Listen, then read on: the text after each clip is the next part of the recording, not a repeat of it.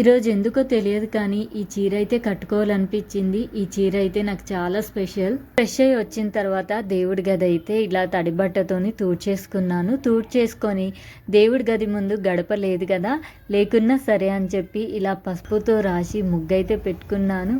ఎంత బాగా అనిపించిందో ఈ ముగ్గు వేయడం వల్ల దేవుడి గదికే కలొచ్చిందని చెప్పాలి. ఎంత బాగా అనిపించిందో.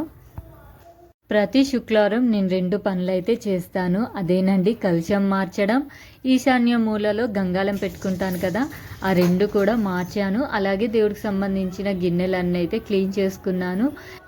తులసమ్మ దగ్గర అలాగే అన్నపూర్ణ దేవి దగ్గర కూడా దీపం పెట్టుకున్నాను. ఈరోజు పూజ అయితే చాలా బాగా జరిగింది. అమ్మని చూస్తుంటే చూడాలనిపించింది. ఇంకొకటి నేను చేసిన పని ఏంటనేది చెప్పలేదు కదా, అదేనండి నేను కట్టుకున్న చీర. అది మా అమ్మ చీర. ఎందుకో ఈరోజు కట్టుకోవాలనిపించింది. కట్టుకొని అయితే పూజ చేశాను.